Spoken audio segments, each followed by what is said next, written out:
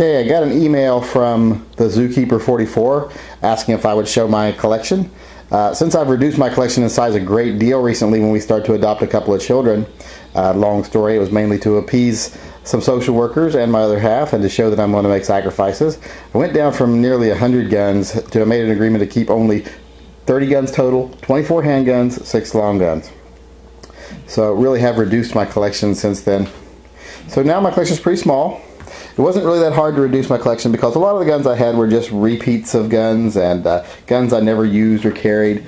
So it wasn't that hard to actually narrow it down. I tried to keep the best of my collection and get rid of things I didn't use.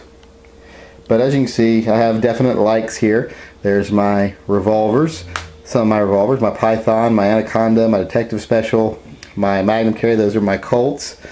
Here I have my Smith & Wesson P, my Smith & Wesson 629, my Smith & Wesson 640, my 686. I have a special edition Model 60 there. A couple of cars and a PPK, MK40, K40, my Detonics. That's the Detonics that I redid completely from the ground up. SIG P229, a couple of Colt 1911s, officer's model, and Combat Commander, a SIG P220.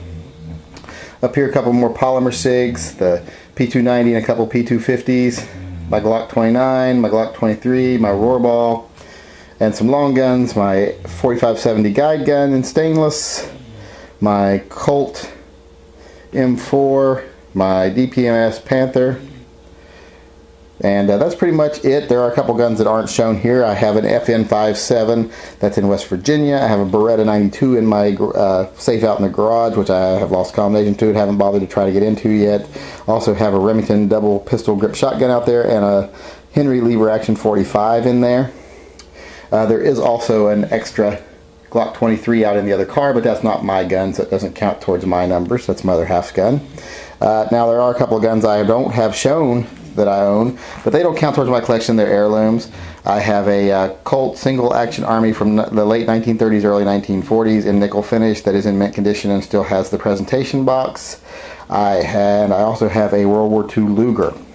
Both of those are in a safe deposit box because those are irreplaceable if we ever got broken into. And, you know, I'm not going to say I think my home is impregnable, even though we do have an alarm system and a dog and everything. But, so that's my collection, small as it may be now. I know it's larger than some, but it's a lot smaller than it used to be.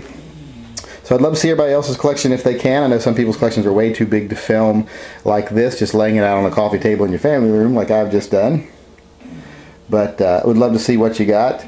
Even I'd love to see small collections also. Kind of lets people know what you're into. So I'll just end with saying that's my collection, and I would love to see what everyone else out there has.